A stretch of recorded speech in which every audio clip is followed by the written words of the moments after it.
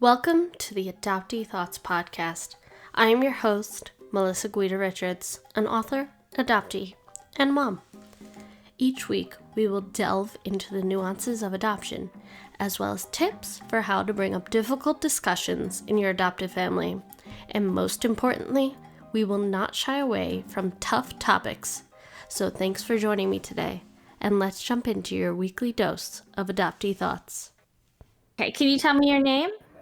My name is Anissa Druesedow. And can you tell me a little bit about your adoption story? Absolutely. I was adopted in the early 1980s here in Central America, Panama. My sister and I were in an orphanage, and a family came and took her out while I was at school. And when I came home, she was gone. They took her out a second time, and then they found out they thought they would adopt her. Then they found out she had a sister, so they didn't want to split the sisters up, so they adopted both of us. How was your experience growing up as an adoptee in the States? Well, I was adopted when I was already older. I wasn't adopted as a newborn or anything like that. I was around 9, 10 when I was adopted. So I knew the contrast between the life I was living prior to the life that I was living once I was adopted. So I thought it was a really good experience compared to what I had already been through. That's all I could compare it to. I had siblings. My parents adopted three children here in Panama, and they had four of their own. So it was a total of seven. It was a little, chaotic at the house sometimes, and, a lot of things happening and going on. But I was very happy to be a part of a family. And I was very happy to have food, have parents, have a nice house to live in, clean clothes, and clean everything. So that was something that I was very happy about. Um, there was some issues, but as far as in general, my adoption I think was very good. We, my father was in the army. He was a sergeant in the army, and he was stationed here in Panama at a base called Fort Clayton, where we lived for a year or two before being deported. I have a lot of difficulty with time frames because I didn't know my birthday until after I was adopted. So Okay. we lived on the base. We went to the U.S. military schools that they had set up here. And then my father got orders to go back to the States. And I remember everybody being happy that we were going back to the States. And I was happy too because my experience of my idea of the United States was that everybody was rich and everything was, the streets were gold and, everything was perfect. So Yeah. my mother is um, very organized and everything. So I remember her getting everything packed up, getting everything in boxes, and the moving company showing up and taking all of our stuff. And then we went to a guest house where we stayed until it was time for us to fly out. So we flew out of Panama, Central America, and we went to what I know now to be South Carolina. Before all of this happened, I didn't know any of that. I didn't know what state I landed in or anything. So we flew into what I know now is South Carolina. We spent probably a few days at some other friends of my parents in North Carolina's house. When you go back after, when you switch bases or you switch duties, they usually give you a while to, go and see your family and spend time with friends and stuff like that. So we stayed there for a few days, and then we drove up to Indiana to meet what would be my extended family. We really didn't create many bonds there because it wasn't some it wasn't people that we saw all the time, and back in those days it was phone calls and it was very expensive to call out of state or out of area. So we did form a bond with my uncle. I had an Uncle Bobby. He was a dairy farmer, and it was fun to go on his farm. He had all the ice cream we could eat, so it was good. My siblings and I always had a good time. We always could entertain ourselves. My mom was always trying to make us into the best housewives possible, teaching us how to bake and cook and things like that. Yeah. And so my father got stationed at Romulus Seneca Army Depot. It's in Romulus, New York, and it's upstate New York. So we went there, and we were just living as a normal, you know, family with our issues. And I was playing soccer in high school in the gym, and a classmate kicked the ball, and I jumped up to catch the ball. And when I came down, my left leg gave out, and we didn't have any kind of medical history. That's why I advocate a lot for original birth certificates so that people can know their medical history. We didn't know any medical history, from my family. And they started treating me for pulled muscles, for calcium deposits, and all sorts of stuff. There was a small clinic on the base, just to do like first aid kind of things and stuff, just to get the bleeding to stop, to get you to a hospital or something like that. So they didn't have a lot Yeah. of resources. And the x ray tech, which, he was a handsome looking guy. I remember that. We're still friends to this day on Facebook, but either way, after me going through therapy and everything like that, he told my parents that something isn't right here and that he was going to refer me out for a CAT scan. In the Mhm. 80s, there is no CAT scan, there on the base or even in the nearest town that we lived. So we had to drive pretty far to Rochester, New York for me to have a CAT scan. By the time we made it home to Romulus, New York, my parents had already gotten a phone call at the house, because back in that day we didn't have cell phones. So at the house, Yeah. they had already called and said that I needed to check in that same night to Geneva General Hospital, because that it was a tumor and they needed to see, what kind and everything, if it was malignant or benign. Yeah. They did the biopsy the following day, and they said it was a tumor and I needed further treatment. And they didn't know what kind or anything like that. And my father and I then went to Walter Reed uh, Military or Medical Center in Washington, D.C., where we spent Mhm. probably 2 to 3 months up there. Well, I was going through testing and everything like that. The cancer was given a name. We were told it was synovial cell sarcoma. It was extremely aggressive. Never were they seen, never was it seen, sorry, in, teenagers or anything like that. It's usually a cancer that affects like runners or people that do extreme sports later on in their life. So my parents were told that I could either have like drastic surgery and my leg would be extremely, badly formed, or an amputation. So when they said that, my dad started crying, and I was like, "Oh wow, I've never seen this guy cry. This is really bad." And I just prepared myself mentally for an amputation, because that's just how I've survived most of my life, is just preparing for the worst and hoping for the best. So they ended up amputating my leg 3 inches above the knee, and We were then transferred. The military has a cancer center down in Fort Sam Houston in San Antonio, Texas. So we were then sent down to San Antonio, Texas, for 2 years for me to do my chemo treatment and everything like that. Learn how to walk with a prosthetic leg, get a portacat Mhm. placed, and all of that stuff.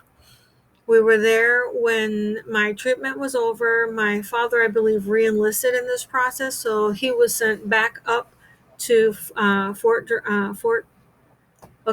Antonio. Okay, sorry. He was then sent back to Seneca Army Depot in Romulus, where he did his first retirement as active duty. And we were living there. We graduated from high school. I met a guy. I felt, well, I was told that, it was love. I was kind of pressured a little bit. My mom would make comments like, you need somebody to help you pay for your prosthetic leg, things like that. So I thought I was in love and I thought I needed to have somebody to help take care of me. He was a guy in the military, and I've always been, very attracted to guys in the military. My dad was a superhero when he put the uniform on, and, it was just something that impressed you. Yeah. So it was a very bad combination of him and I. I didn't know a lot of things that I do know Mhm. now at the time. We had a lot of issues with domestic violence. I was easily triggered because of my past and because of preparing that he's going to leave me, and all sorts of trauma and everything that Mhm. comes along with the whole adoption process and everything like that. And to add to that, losing a leg and dealing with those kind of Yeah. demons. So we were together. I got pregnant. My daughter Vanessa was born uh, after maybe 2 months, 2.5 months to 3 months, somewhere in that time frame. I had went out with my girlfriends for the first time.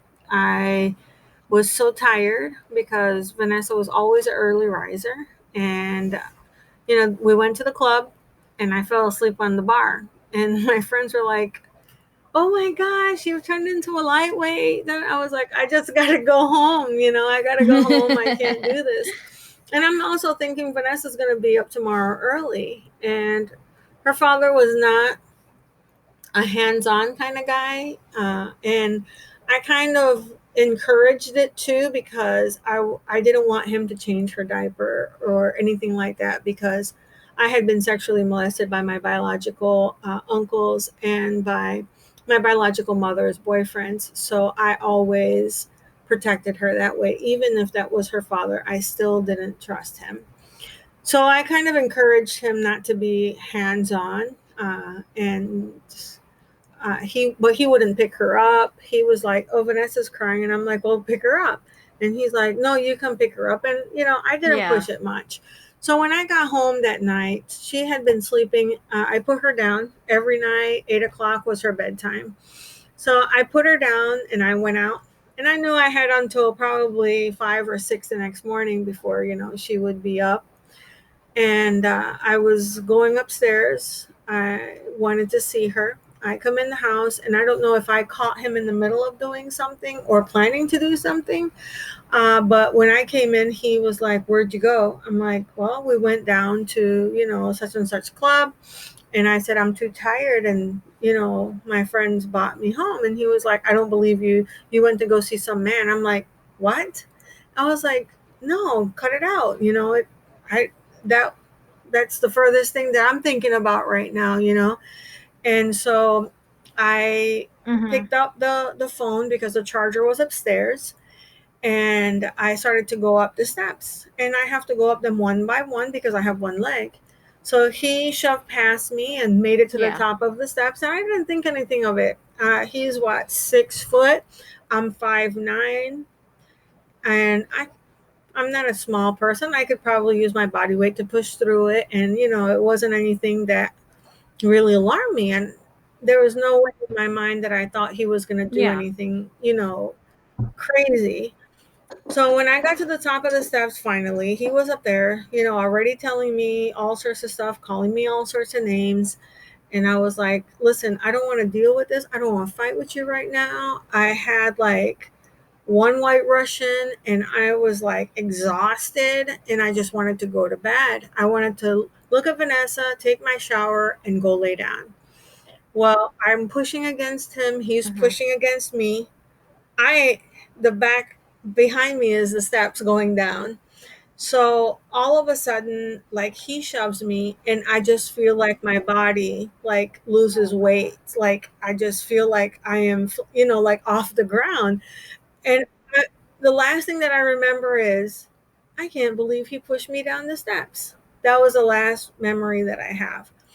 So I wake up and I'm in the ER, and Vanessa is in a baby carrier next to me, and he had been arrested.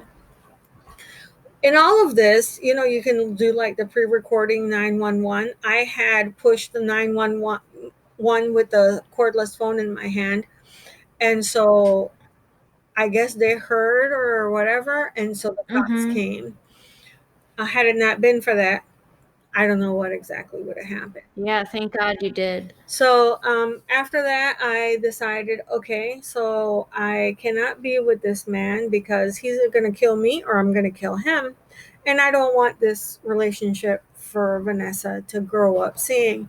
So the courts helped me to get an order of restraint. They put us in a battered women's hideout for a while. I couldn't tell anybody where I was.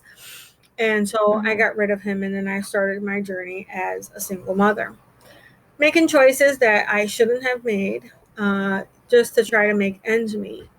I never had an addiction. I never, did anything that, would be like what I thought would be harmful to me or to Vanessa. So I started working, and he never paid child support. I had him put in jail. I had went through all of the process possible, but I didn't want to go on full welfare, and I wasn't eligible, not even to get, coverage for Vanessa's medical coverage. I had to pay for that in my own pocket because I was making just enough not to qualify, but not enough to make ends meet. So I would Yeah. watch, people's kids that worked at night. I would, do different things to make money, get a little job here, a little job there. But Vanessa was too young for me to really do much. So then I decided, well, I can go back to school and, try to juggle, that. And I did that. I went and I became a dental assistant, and I Mm-hmm. started working that. I got sick with a dirty needle by the dentist handing it back to me twice, and that kind of put like a bad taste in my mouth for the dental assisting. But I enjoyed it, so I thought I wanted to be a hygienist. And then when I wanted to do that, I couldn't afford to go to school and be a mom at the same time. So it's feed my kid, provide a roof, or go to school. And Mm-hmm. so I decided that I was going to, be a mom, take care of my kid. So I started working and doing, this and that. I met my biological sister, on my mother's part. We don't have the same father. She said, I found, you know, our biological mother, and she wants to know if I can give you her phone number. I said, yeah, sure, go ahead. Mm-hmm. That's not true. First, I said, no, I don't want anything to do with her. Yeah. I don't want anything to do with her. That woman is horrible. Why do I want her in my life?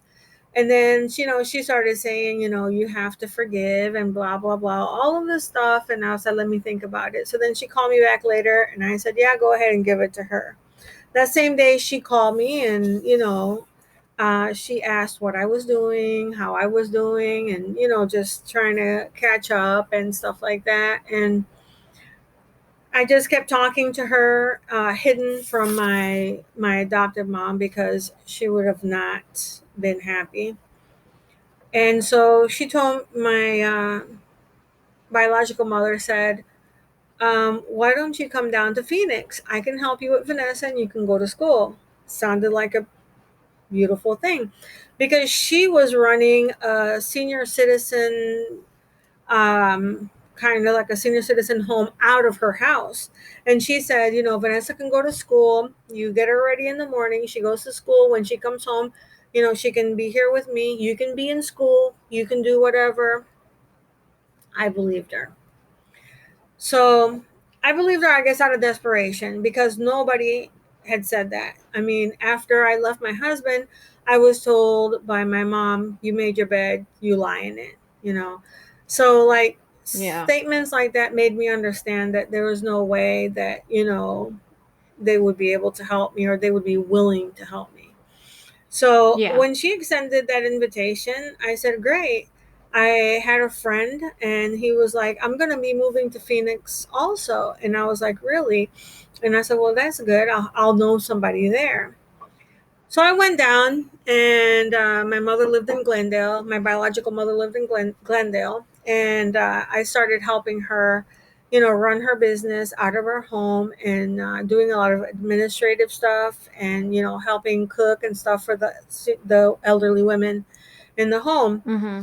But she has some issues where I don't know if she can't forgive herself for the past or whatever, but after a while, she started being extremely angry at my daughter. And I was like, why are you talking to her like that?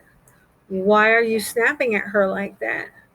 And she's like, well, she has to learn. She can't be speaking when adults are speaking. And I'm like,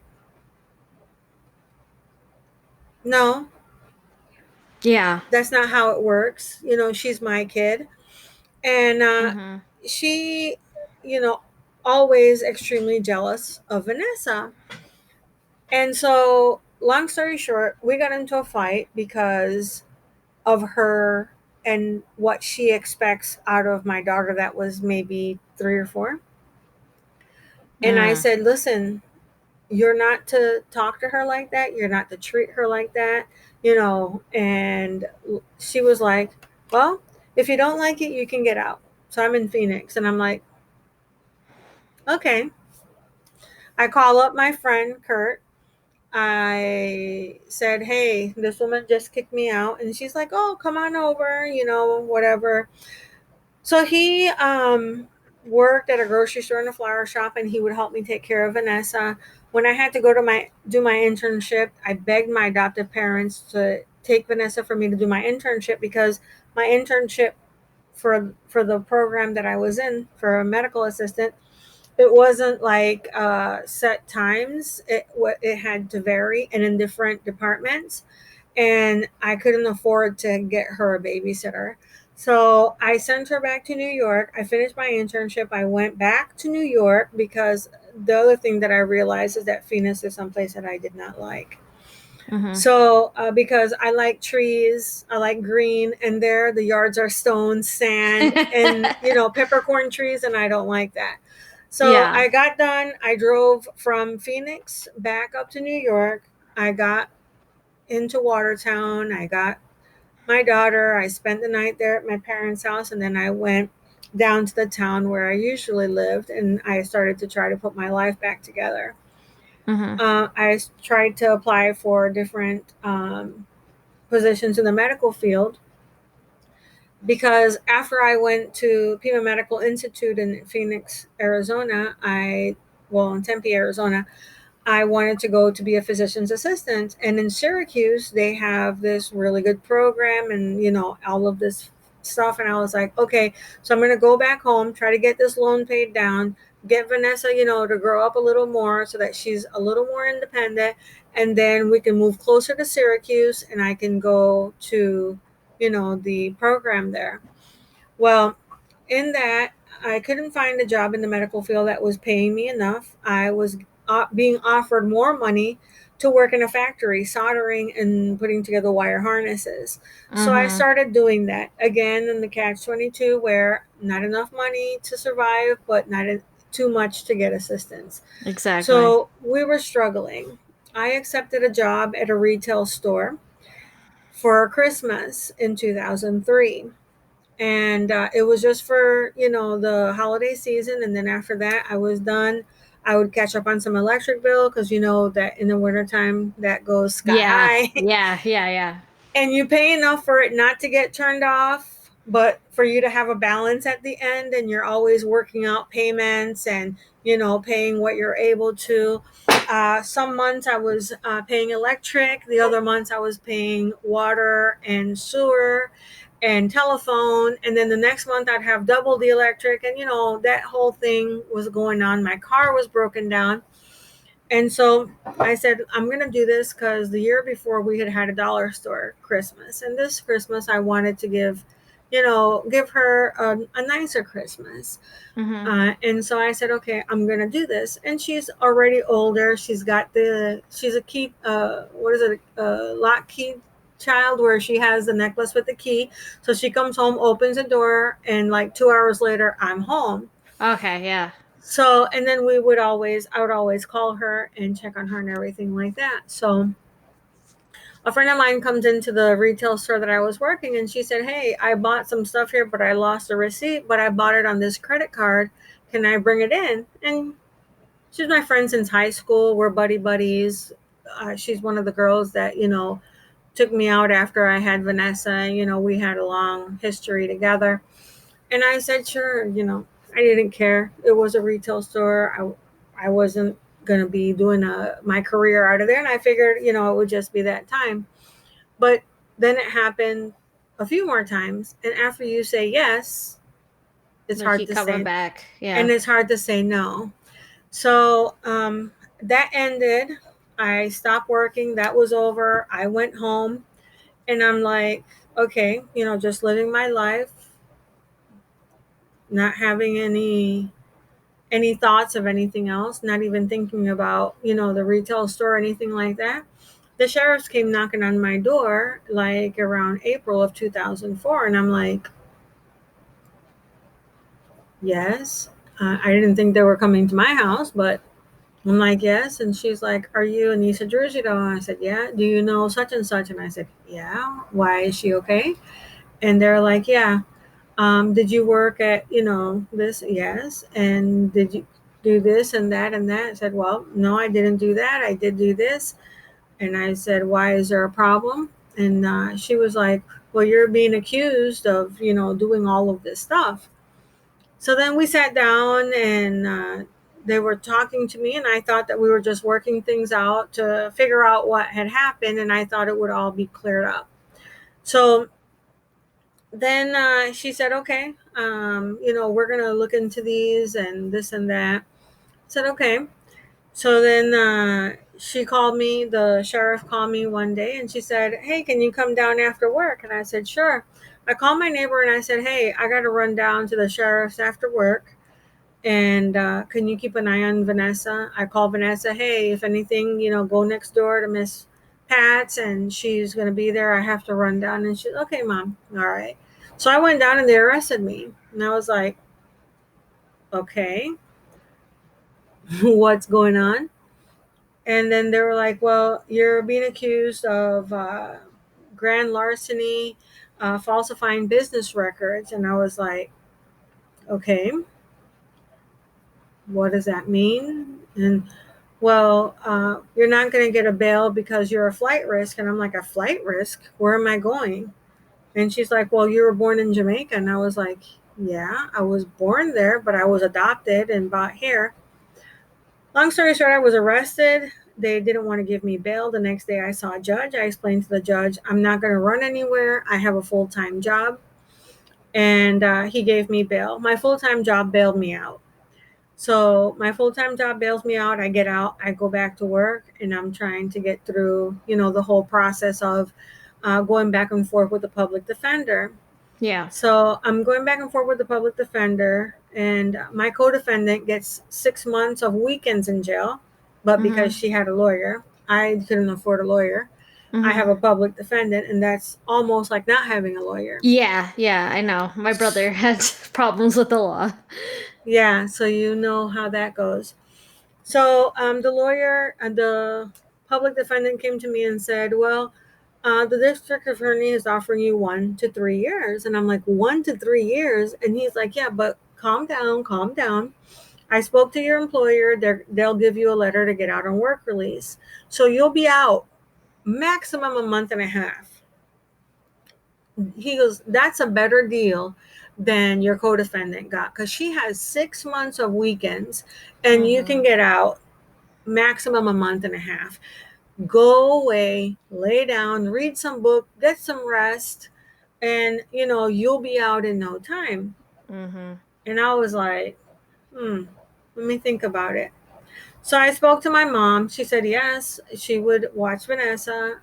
And I packed up all my house, put it in a storage area. I had enough money from my vacation pay and everything that I was getting from my job, because I had like 2 or 3 years worth of vacation because I couldn't afford to take vacation. And I got all of that, paid up on my car, paid up on the storage area.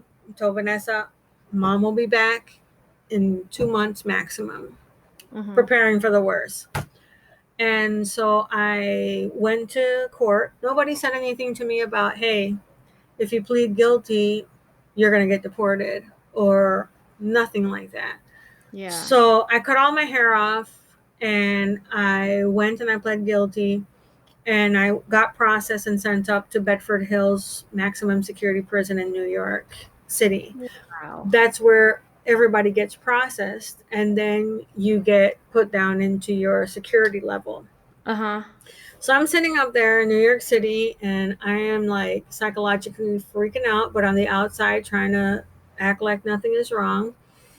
I went up, I got processed. I was sitting in my cell waiting for the time for me to be moved down to medium security, and I get called up to the desk, and they're like, Ripley, that was my name before, my married name from my first marriage.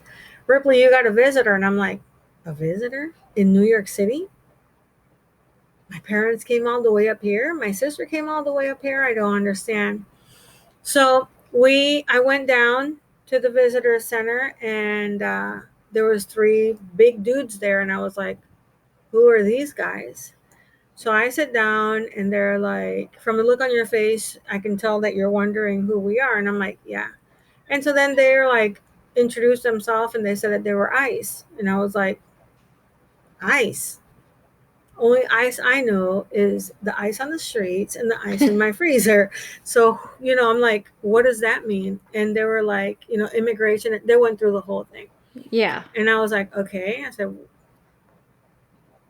you can't be looking for me because I am American. It's apple pie and then Anissa. And so I'm like, okay, so, and they're like, what border did you cross? And I'm like, what? Come again? And they're like, what border did you cross? I said, I don't know what border I crossed. And then they're like, how did you get to the US? And I was like, my parents brought me here. And they were like, what language do you speak? And I'm like, English. Because I couldn't speak Spanish back then. And well, I could speak just enough to communicate to the guy to change my oil, and and to help him and his family and his friends fill out their welfare paperwork. That was something that I did to get free oil change and tune-ups and stuff like that. So I was like, well, English, and I can probably spit a couple Spanish words if it needs to happen, like where's the bathroom or something like that. And he was like, oh, so your parents, where are they from? What country? And I was like, the US. My mom and my dad are both from Indiana.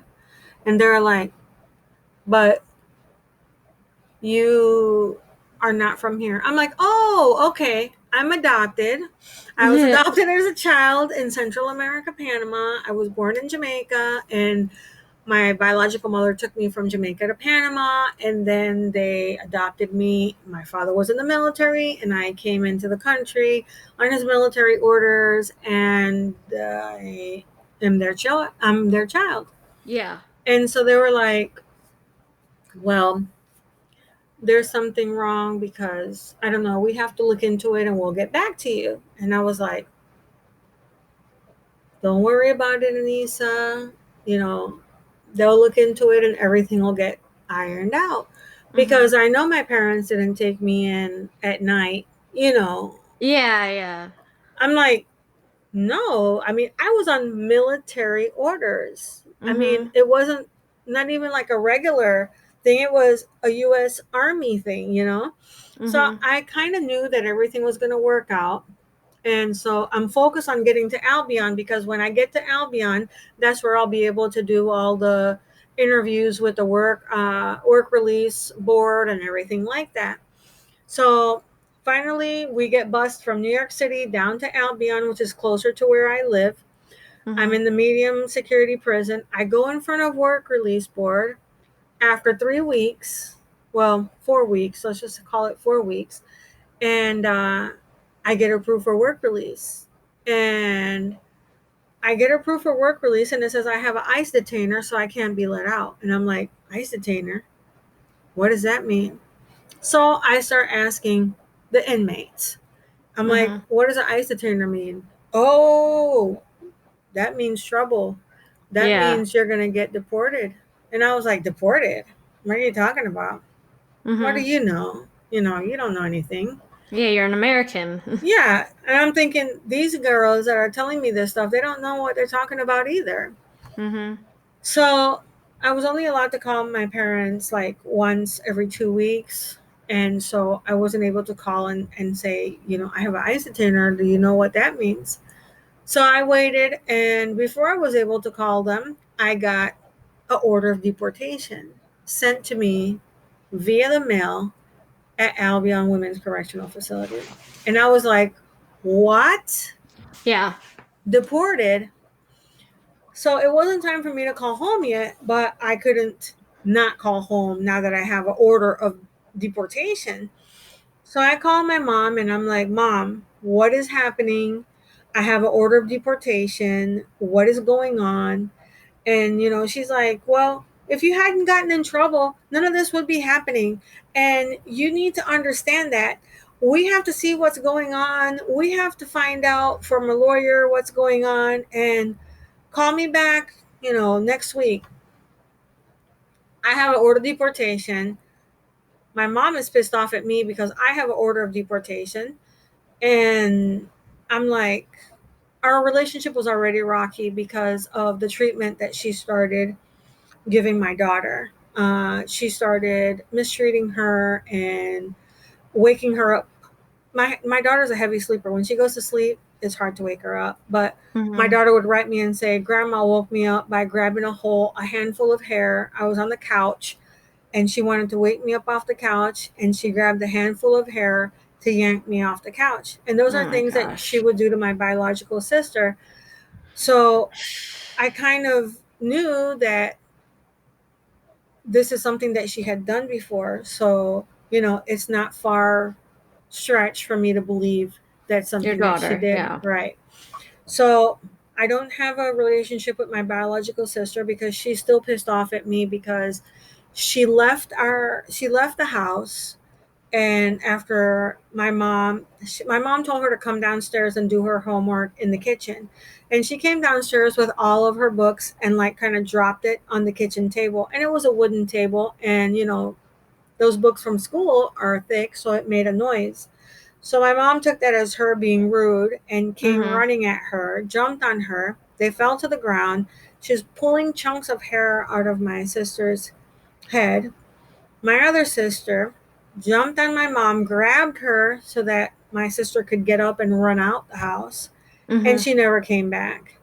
And ever since then, I've tried to get her to come, to come back and have some sort of a relationship, but it never worked out. And then Yeah. I was viewed as the bad person because I stayed. But I am like a sophomore in high school Yeah, what with were a you supposed to prosthetic leg. do? With a prosthetic leg, what was I supposed to do? How far am I supposed to run?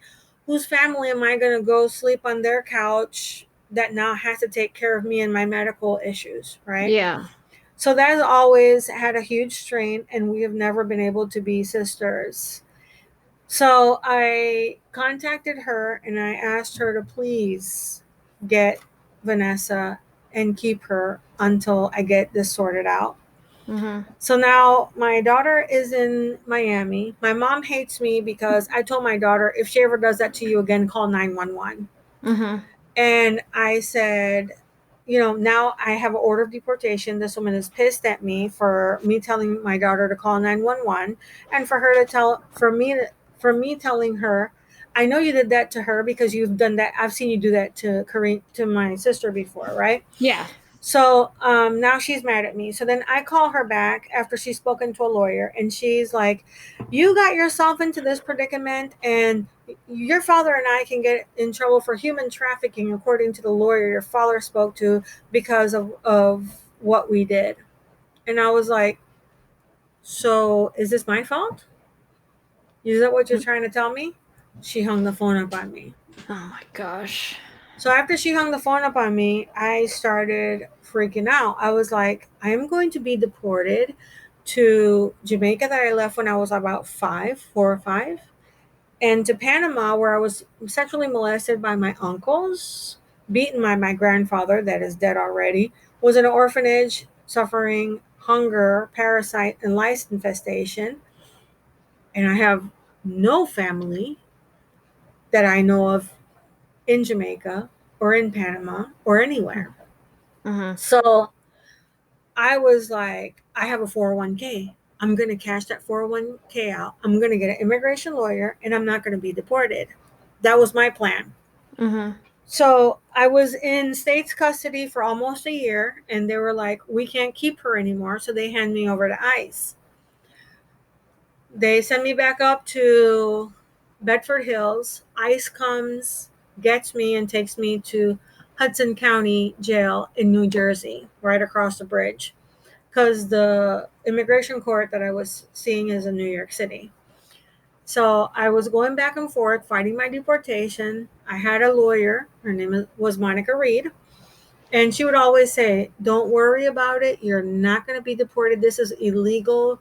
You are the child of a U.S. citizen. This is not going to happen. And I would be like, oh, thank you, thank you, thank you. Then I would go back to jail and wait until the next court, date, whatever. So they take me to court, and I get there and I don't see the lawyer. And I'm like, where is she? Yeah. And so they call me in, they call me out of the pen, the holding pen kind of thing.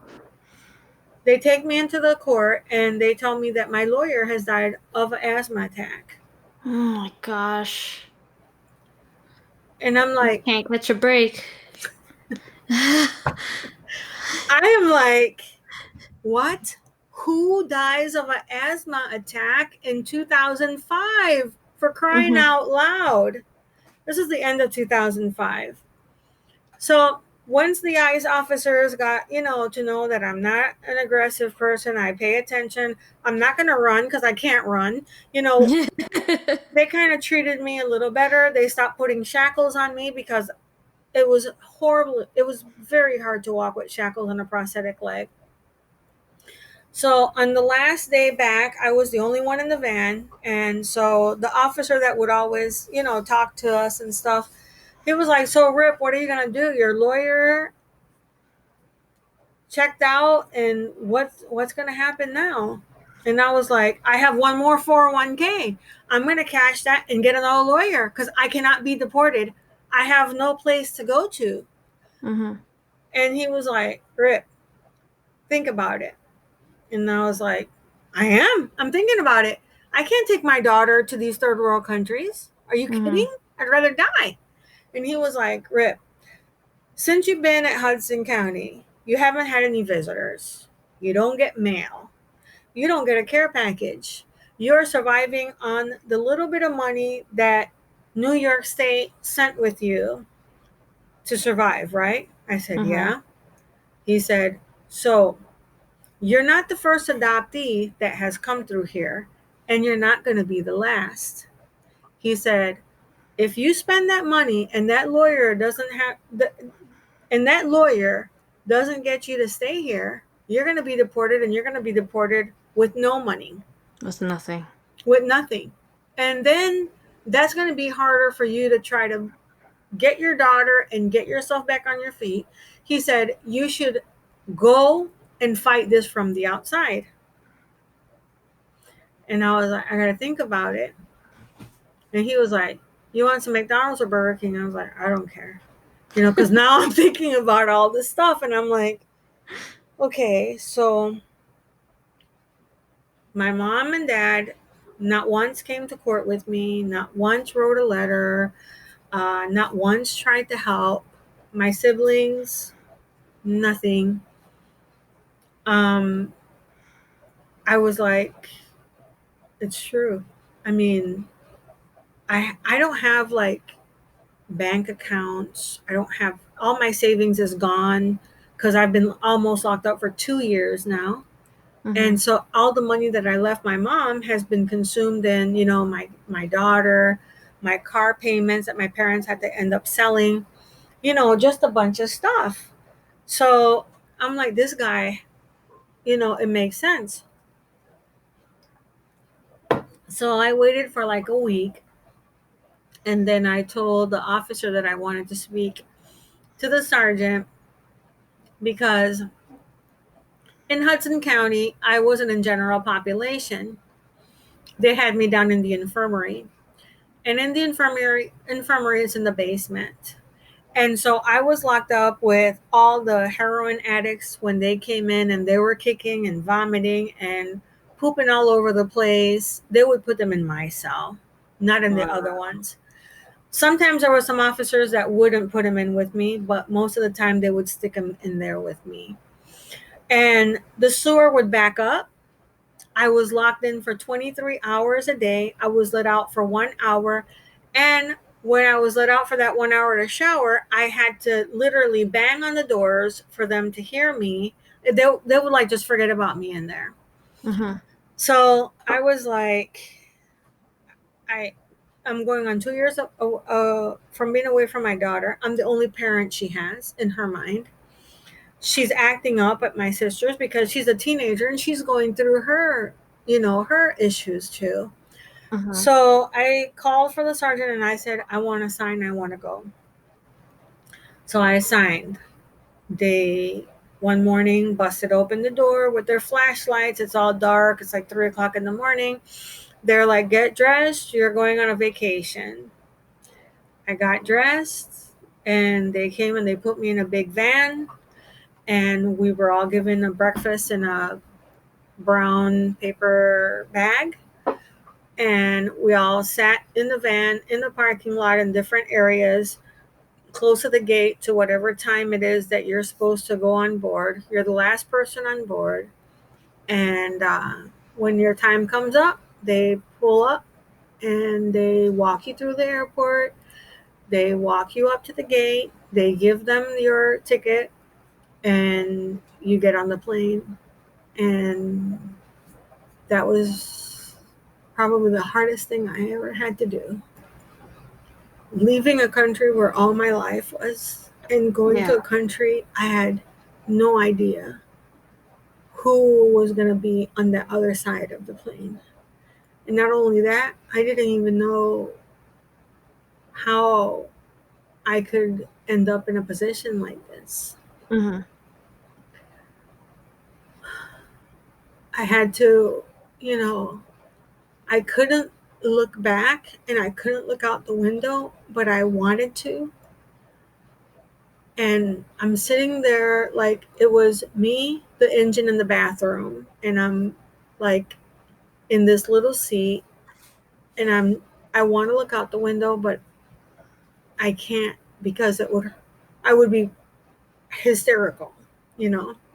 So I'm Yeah. trying to hold it together on the plane, and we're in the air, and they're passing out food and everything, and I'm just like freaking out because I don't know what's going to happen when I land. I'm going to land in a place that I don't have any idea. So we land. I get up with the rest of the passengers because I have one piece of paper, which is my handwritten birth certificate, and the clothes that I have on my body. And that's all that I have. Oh my gosh. And so I get off the plane.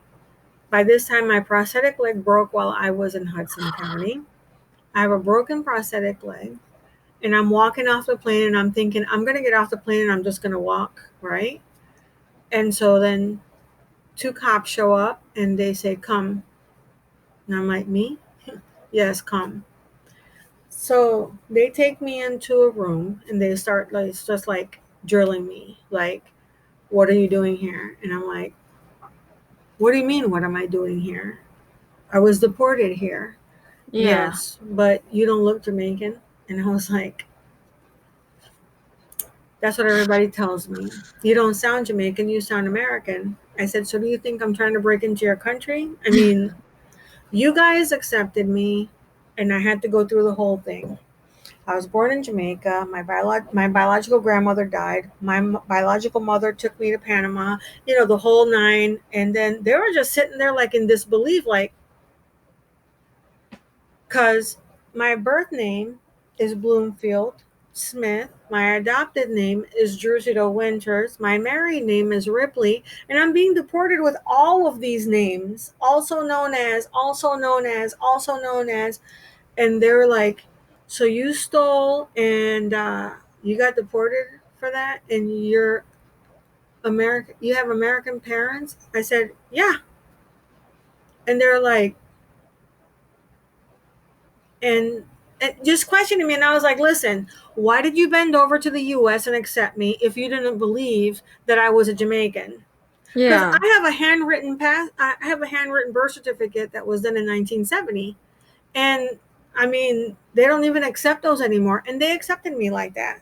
So Mhm. now I am starting to say bad words. I'm starting to raise my voice because I am starving and I need to get to a phone to call somebody and say, I'm in Jamaica now. If I die, please let them know that because Yeah. nobody knows where I'm at. Nobody knows where I'm at because I wasn't allowed to make a phone call before I left. They even stood by the phone so I couldn't go out and make a phone call. Wow. So they finally let me out. And I don't know if you know, but in Jamaica and in these Latin countries, men can yell at you and say whatever they want to you. So I walk out the doors and there's like a row of taxis, and all these guys are standing there screaming what they will do, how many times they'll do it to me, and all sorts of this nasty. They were yelling Browning at me, and I didn't understand that I was Browning, and I was like, who is Browning? So there was this older gentleman. He was just sitting on his taxi, like, just sitting there doing nothing. And I felt a little better to approach him than I did, the other people. And so I said, I need to use your phone. Can you please, give me a minute? And he said, how much money do you have? I said, I have no money. I have nothing except for this paper. And he said, you're deported? I said, yes. So then I had to tell him the whole story. Born in Jamaica. Da, da, da, da, da. He said, just 1 minute. And I said, yes, thank you. So he let me call. I called the States. They called some people from church. They drove from Montego Bay over to Kingston because I'm from Montego Bay. I was supposed to be sent there. They sent me to Kingston. So I waited as close as I could to the older gentleman until he got a fare. He left, and then I was there by myself. Finally, the people showed up that were supposed to take me. My biological mother is now involved in this. She, through trying to get in touch with this person and that person, found an aunt that still lived on the island. So these church people are supposed to take me over to Montego Bay, and the next day my aunt's supposed to come and pick me up. So I'm calling back home to try to get my 401k, moving. And when you get out of jail, there's like or prison, I should say, because there's a difference, jail and prison. When you Mhm. get out of prison, right before you're released, you go through these classes, and they tell you that you're going to be afraid to go out. And I was like, these people are crazy. If there's a door that I know I can go out freely, I don't need anybody to tell me that I won't be able to do it. Mhm. So I was like, whatever. So I get to these people's house, and they're like, here, you can sleep in this room. I shut the door, and I could not go out that door. I could not go out that door. I was freaking out because of the situation that I was in. I'm in these people's house. I don't even know. I don't know what's going to happen. Just everything, the uncertainty and that trauma of being locked up, and now, turning that over to being able to be a free person. Yeah. which I'm still not a free person. I still don't feel like I'm a free person.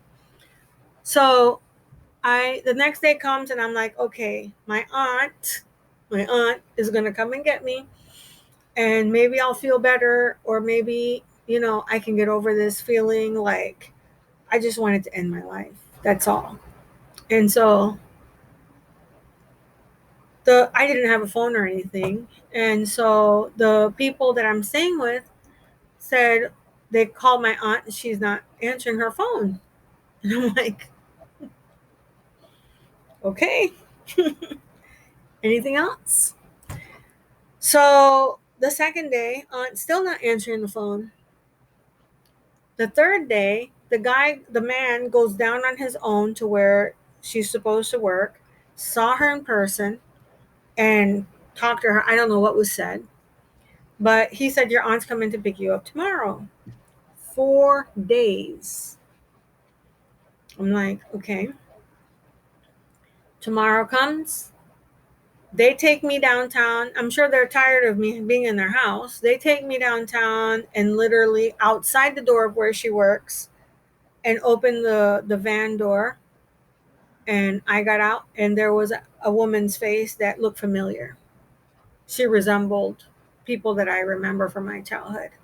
Mm-hmm. She comes up and, gives me a hug and all of this stuff. And I feel totally numb because I am like really upset that it's taken her 4 days to come and get me.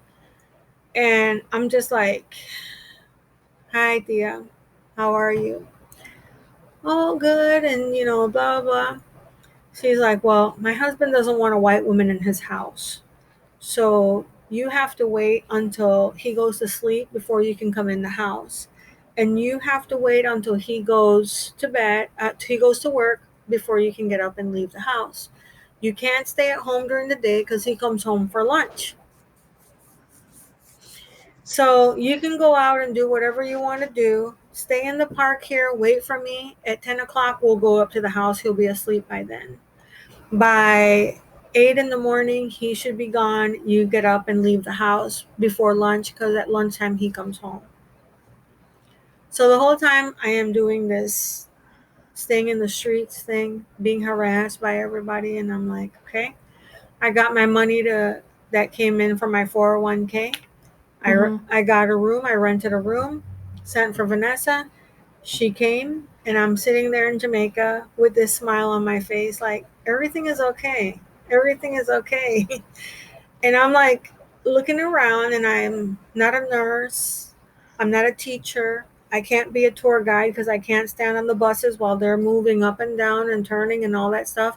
And I get motion sick very, very easily.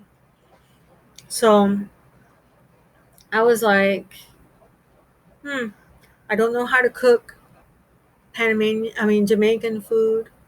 I don't know how to eat the way they eat.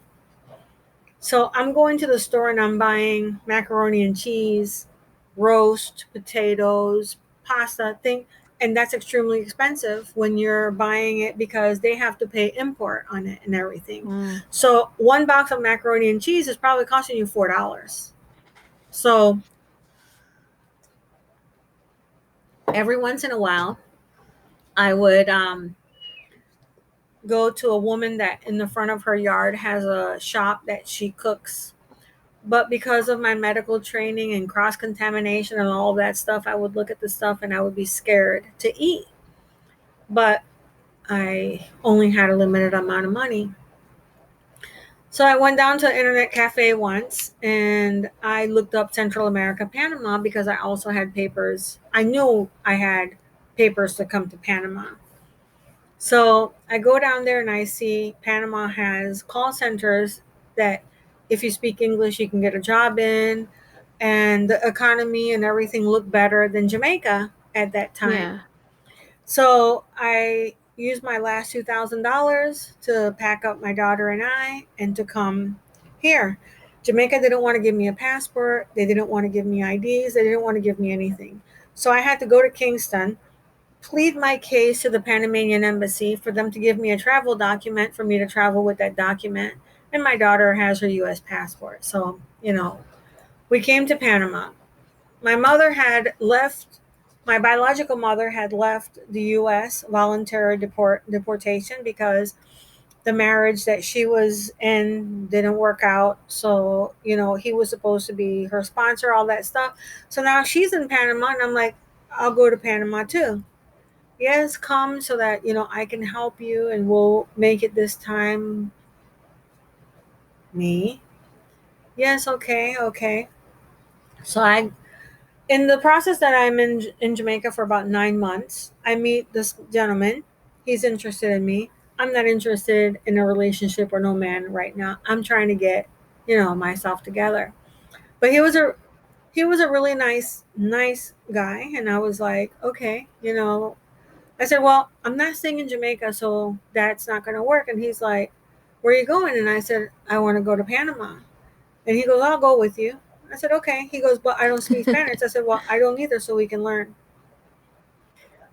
So I came December of 2006. I landed here in Panama, and I live with my biological mother.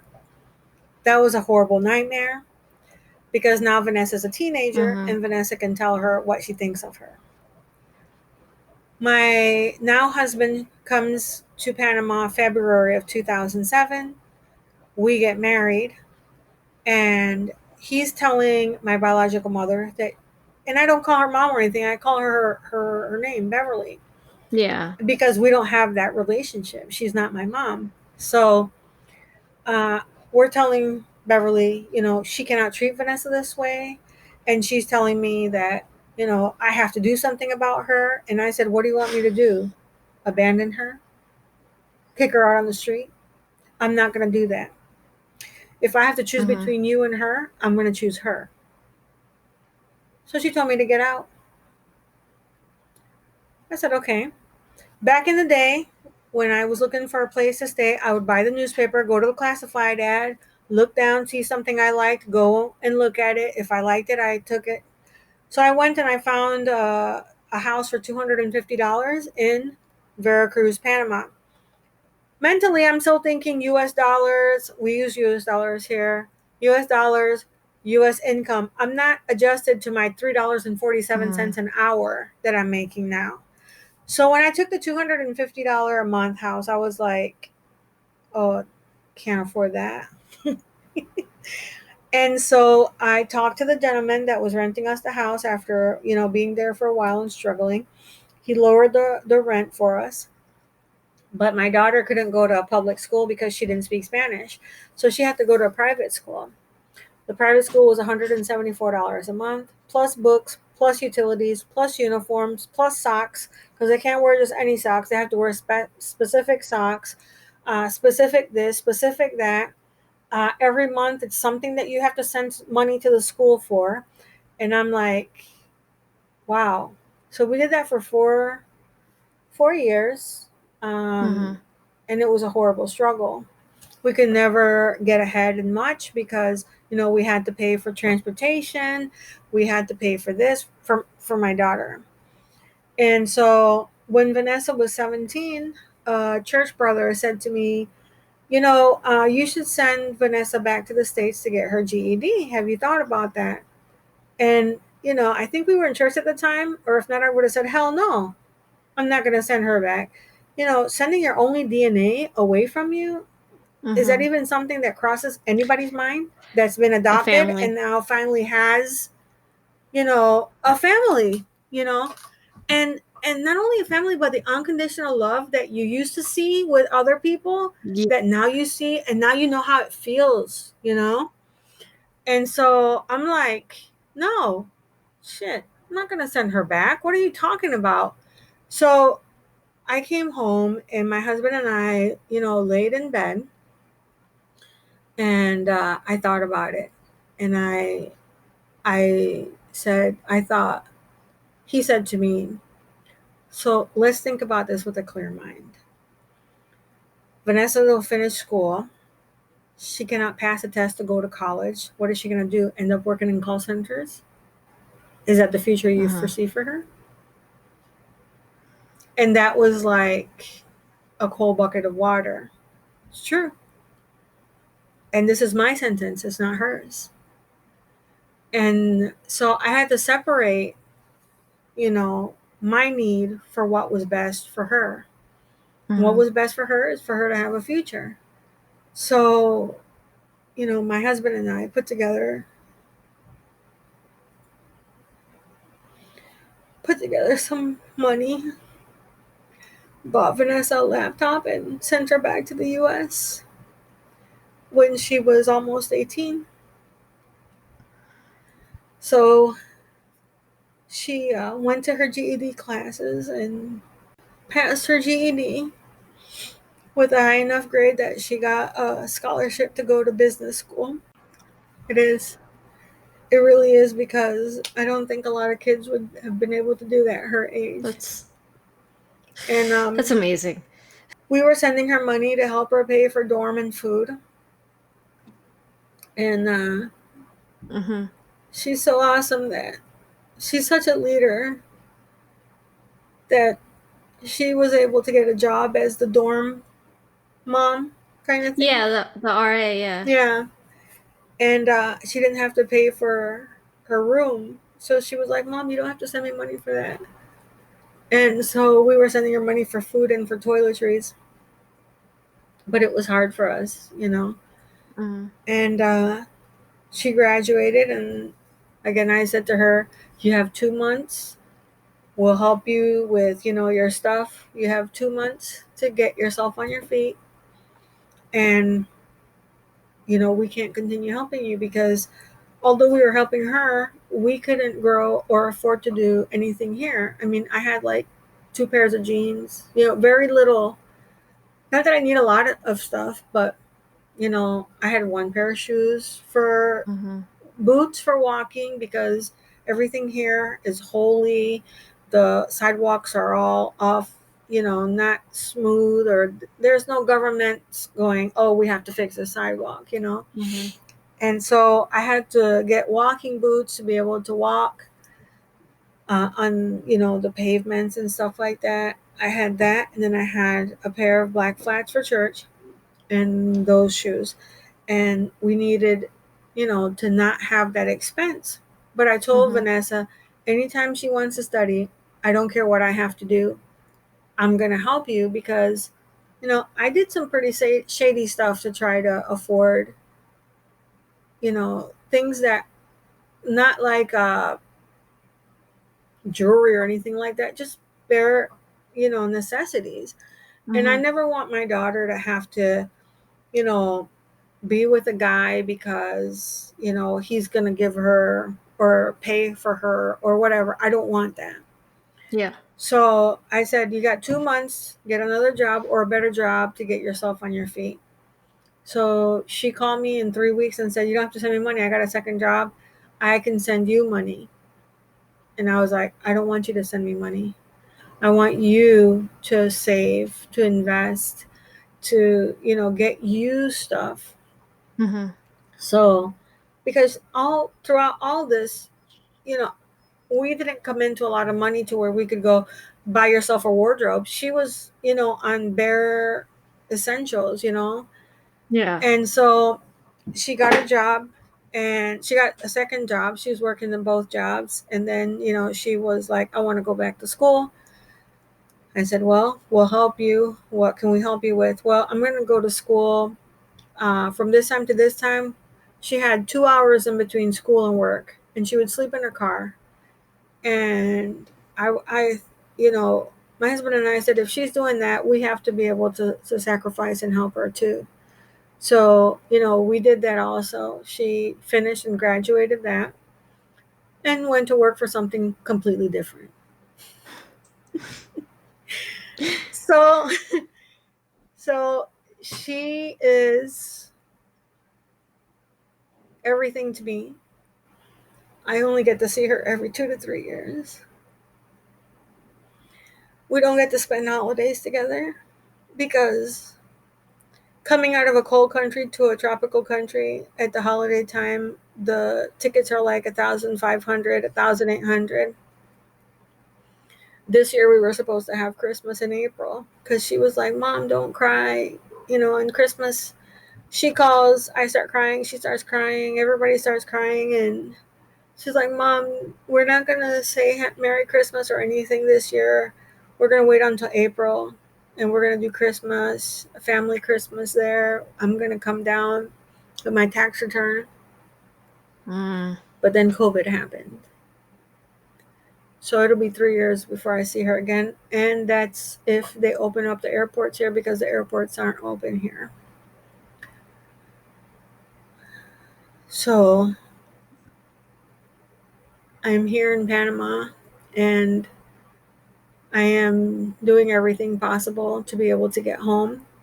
One of the reasons why I agreed to this podcast, I don't like to get undressed in front of people and have them hear all, the bad things, or how everything that I've been through, to perfect strangers. But this is the only thing that I have. When I was deported to Jamaica, I was silenced. Nobody cared to listen to me. I couldn't call the Congress member or whoever and say, hey, this happened to me and it's messed up. Uh, there has been several bills that have been introduced. Most of them have died. We have a bill now to give citizenship retroactive to all adoptees that are internationally adopted. Right now, there is right now there the the average is 45,000 to 55,000 international adoptees living in the U.S. that don't have U.S. citizenship, or don't know that they have U.S. citizenship, or know that they don't have U.S. citizenship, know that their paperwork is messed up, and are not coming forward. Right now, this is the only thing that I have, is my story, my experience, and to try to get the word out about the Adoptee Citizenship Act of 2019. There was a bill that was passed in 2000, and that bill limited the citizenship that was acquired to people under the age of 18, meaning born, 83 and lower. It didn't include everybody. There was a huge loophole. And a lot of us were just living our lives, doing normal things that everybody does. And, some of us made bad choices. Some people have been deported for a bounce check, because that's considered a fraud. Um, I broke the law. I'm not denying, I'm not hiding that. I'm not saying that I didn't. I expect to break the law. Sorry, I broke the law. I expect to pay the price that, the government tells me that I have to pay. But I also expect to have a right that was promised to me in 1982 when I was adopted, which was I was supposed to have a family for as long as I lived on this earth. And that was what adoption afforded me, as a family. With that family, I have brothers and sisters, that if they had broken the law with me, they would still be at home while I'm deported. So, what is adoption really about? So I want to bring to light this issue, because a lot of people don't know that adoptees are being deported. We were taken from one culture, our culture was erased, we were reprogrammed with another culture. And then, when you're a child and you're adopted, you think, I want to be good because I don't want to be sent back to the orphanage. I never think that as an adoptee, as an adult adoptee, that I would be sent back for being bad. Biological children are bad all the time. We're supposed to be afforded the same rights that biological children have, and biological children are supposed to be afforded the citizenship of their parents' country, wherever that may be. I'm supposed to be afforded that same right. And I paid my price, and I don't expect to be, you know, punished a second time and be, torn apart from my family, torn apart from my mom and dad, torn apart from my siblings. On March 8th, I had to say goodbye to my sister that died of cancer through a WhatsApp video call. And I those are things that, when I had cancer, my sisters took very good care of me, and I could not be there for that. My second oldest sister had colorectal cancer. She had surgery. She was one that would bathe me, clean me, and do all sorts of. I couldn't be there for her for that. I had to be over a video call, talking to her, crying with her, going through that process with her. My parents haven't passed away yet, but I don't want to go to their funeral or say Mm-hmm. goodbye to them through a video call. And I No. don't think that I deserve that. Before I was a big bad criminal, I was a child, and I was welcomed Mm-hmm. and I was given a family through adoption. The adoption is legal. Here in Panama, my name is Anissa Druesedow. I have tried to get them to just use my married name, and they won't do that. I have to have my father's and my mother's last name. So, you know, one adoption fairy tale tells you, a family ever after, and then for the lack of paperwork or whatever, whoever was done when I was a little kid playing with Barbie's dolls, or, goo goo gaga over a guy, I am punished for Mm-hmm. something I had no control over. So, Adoptees for Justice is an organization that is fighting for this bill. The bill is, in process. We all the deportees, the deportees are included in the bill. We are hoping to bring light to the situation so that many of us can go back home. I'm not the only deported adoptee. We have deported adoptees to Colombia, to Brazil, Korea, China. We have deported adoptees to Ethiopia, Costa Rica, and all of Yeah. them want to go home. All of them are strangers in their country. With this COVID issue, this government is giving out like food rations and stuff, but they don't stop here and give us food because everybody thinks that we're rich Mm. Americans because we speak English. So it's like a catch 22. I don't belong there and I don't belong here. So, you know, if it wasn't for Adoptees for Justice, I don't know what we would be doing right now as Mm-hmm. far as eating or getting by. So, Adoptees for Justice has set up a COVID relief fund that is to help adoptees without citizenship, because not only us, but adoptees in the US that don't have citizenship are not eligible for the government Yeah. assistance because they don't have citizenship. So they started this fund to help them, and to help the bill. We're looking for people to be to be members of Adoptees for Justice, to call your representative, to set up virtual meetings with them, to send emails, to do something. I mean, as an adoptee community, I think we're big enough, if we include domestic and international adoptees, to be able to have our voices heard. And that's something that, I beg for anybody that's listening to this to please just do something, even if it's a phone call, an email, a tweet, whatever it can be, to say, this is Mm-hmm. wrong and we need to get this fixed. So, that is my plea. They can go to adopteesforjustice.org. We have all sorts of information Okay. there. They can do donations. A group of adoptees has paid for my prosthetic leg that I have on now, because my prosthetic leg, every 4 to 5 years they wear down, and you have to get another one. Here there is no medical coverage. I haven't worked here long enough. I am almost 50, so I don't get hired, as easily as everybody else, because they do discriminate against you here that way. So there's just so much that all of us go through. We have Ethiopian adoptee that they turn off the lights and the power. Right now, they have turned off the internet. You cannot access the internet from Ethiopia, and he's having a hard time Mm-hmm. because of COVID. He's not working either. So there's so many cases out there that I don't think that there is a crime severe enough for us to be deported, because we're supposed to be children, and biological children, they're serial killers, they're drug dealers, they're Yeah. thieves, they're whatever, and they don't get deported, Mm-hmm. we should have the same rights. I know people are like, oh, they're criminals and they deserved it. That's fine and dandy, and I can Yeah. appreciate your opinion. And definitely now in today's climate where we're talking about racial injustice, and that is a big problem in our court system.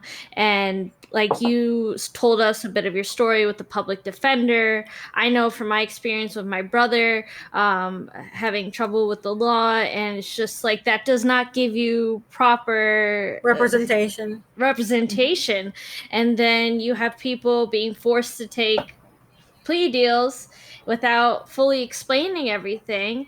And like you said, a bounce check was enough to get someone deported. And this isn't an individual case, this isn't a rare thing to happen. And even myself, my parents were actually immigrants. So they had a little bit more knowledge of what to do. Mm-hmm. So they did what they thought, everything. They tried to cross the T's and everything. And they still messed up a little bit with my paperwork where my social security card was never transferred over. And I had trouble when I went to college. They were like, you're not a citizen. You're not a citizen. I'm like, what are you talking about? I'm a citizen. So I had to get that fixed before I got married. And thankfully I did. But it's such an easy thing for adoptive parents to overlook when you're doing an international adoption, you're getting this new kid, this new baby, that I urge anyone listening to really take in your story and just take a moment to really reflect on what you're doing and what you're promising as an adoptive parent, because when you choose to have children in any way, biologically, adoption, foster care, whatever, you're taking on that responsibility. And it's your responsibility to make sure your child has citizenship, make sure that they can have proper representation, proper family, and everything throughout their life, even as adults. Mm-hmm. When you adopt a kid, you're not just adopting a kid from 1 to 18 and then sending them out into the Right. world. And if you are not ready to take that responsibility Mm-hmm. and dedicate your family to that person Mm-hmm. for the entire life, you shouldn't be adopting in the first place. Exactly. Exactly. And thank you so much for sharing your story with me. I know it was emotional for you and it was emotional for me, and I really appreciate the time that you're taking into this, and I hope everyone listening will share, donate, do what they can for this cause, because it is very important. And I'm really sorry Yeah. that this happened, and I will try to do what I can to get the word out about it. Yes, absolutely. And thank you so much for helping us with your platform. And, if there's anything else, please let me know. I'm so glad that you joined me today. And if you would like to hear more from Adoptee Thoughts, make sure to subscribe and leave a review on your favorite podcast platform. And if you'd like to learn more about me, you can check out my website, adopteethoughts.com. Thanks again for listening, and I hope you have a wonderful day.